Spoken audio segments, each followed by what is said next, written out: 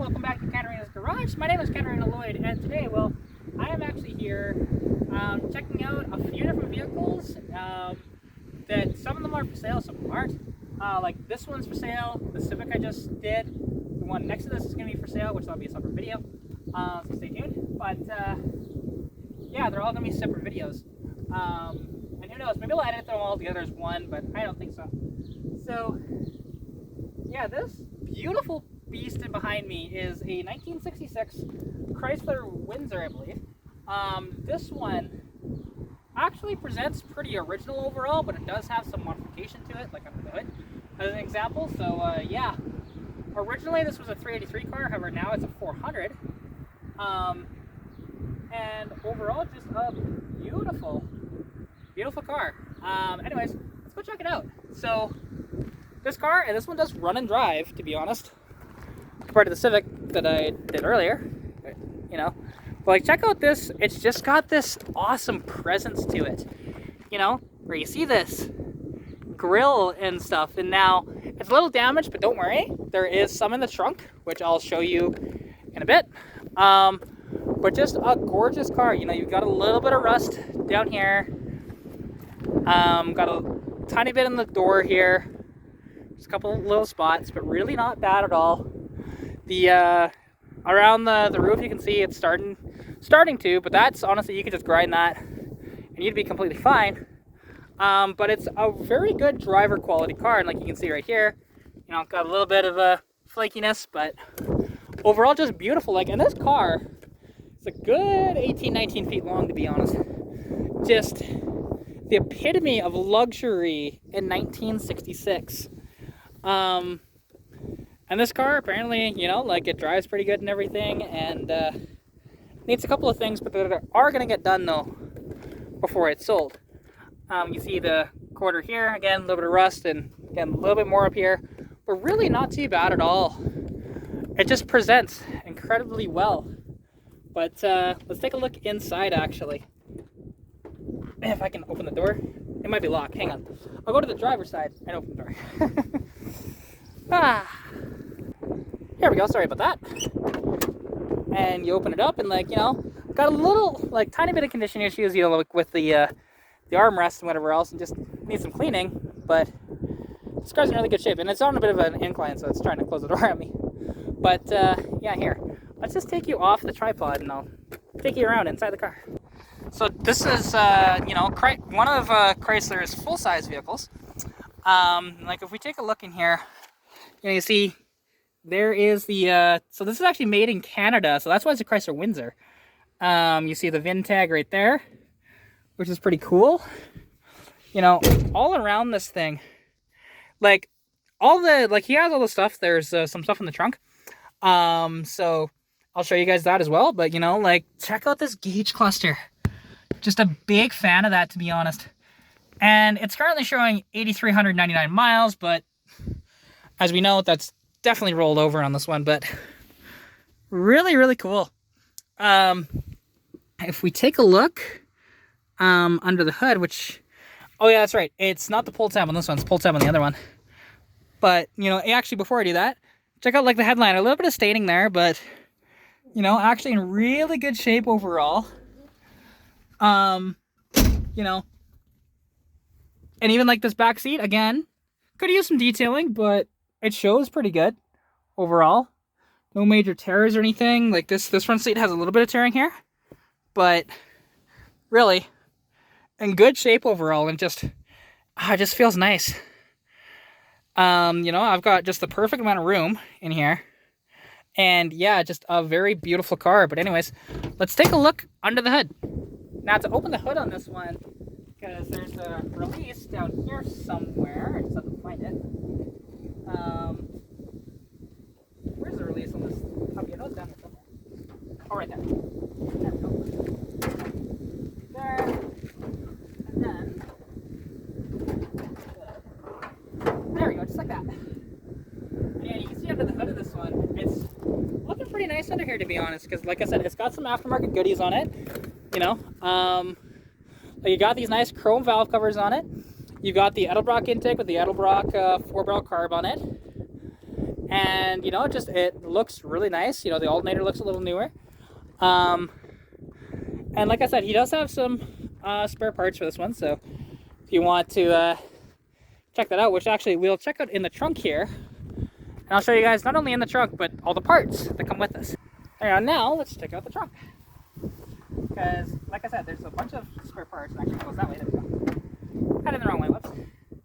But you see, like, there's a spare grill there, with spare headlights and stuff, and there's extra hoses and whatever else. And just look at how big this trunk is. Like, when I talk about, you know, 8-9 body trunk, yeah, this is like one of those just big ass things. And you can see, like, there's the parts of the dash that is missing and that's not in the car currently. And like, all of this obviously comes with the car. You know, there's the glove box, or no, actually that's part of the dash. You know, it just shows very well. Like, there's even an old Alpine radio sitting here with all of that, and just, again, boxes of parts. And there's another radio in there too, and some miscellaneous trim and whatever else. But like I said, fully complete car. Everything is here. But yeah, let's go hear how this one runs. It should just fire right up, to be honest, and it'll just be nice to hear this one run. So, and these are, the one thing is with these old, a lot of stuff from the 60s and even into the 70s and some stuff into the 80s and 90s if it's GM, only had a single-sided key, and you had a different key for the trunk. The trunk is always the round key. The square-ish is your ignition key. So anyways, let's hear how this one sounds. That should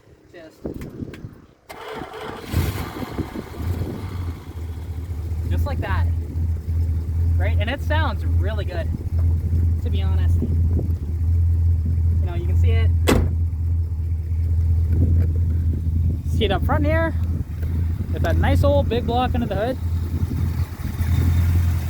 Like I said, this one is a 400, so it's no longer the 383, but it's got 727.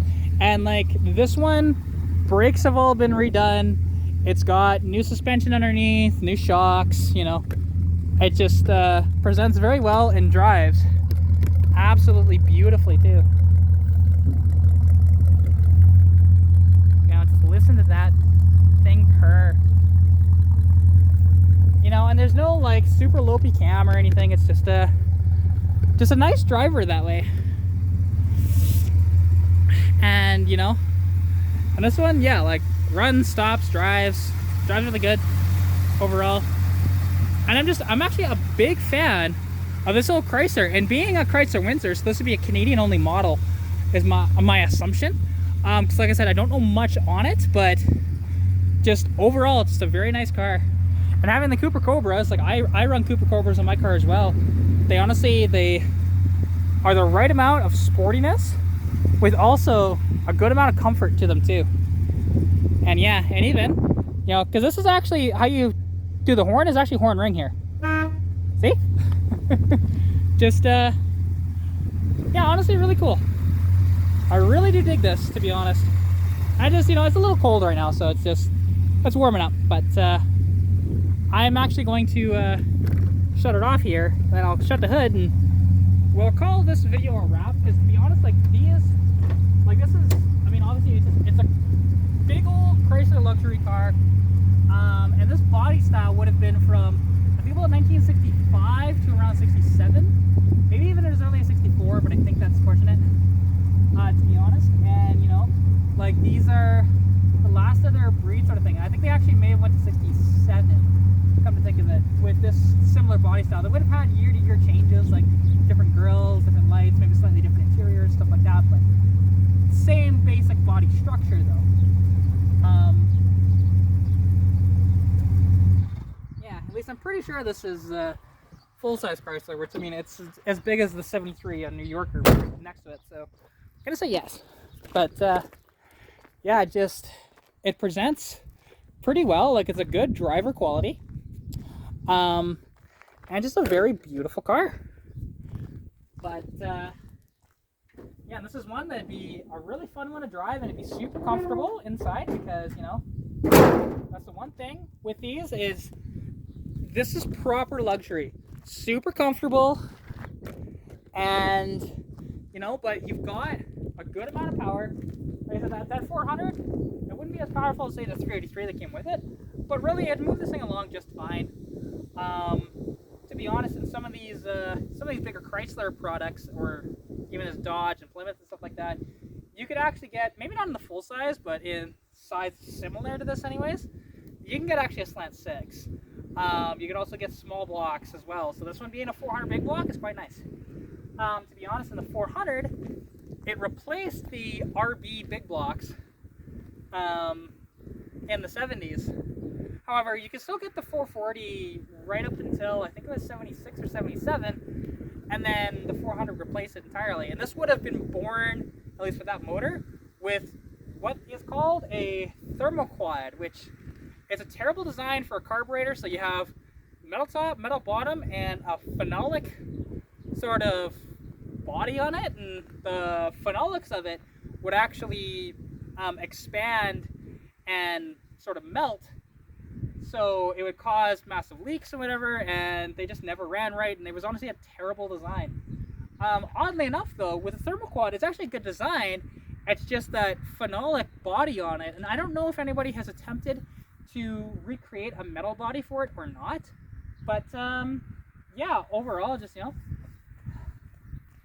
sorry, just rambling on. Anyways, I hope you guys did enjoy this little tour of this gorgeous old Chrysler here. It's a really cool car, and, you know, and if you're interested, like I said, this one is for sale.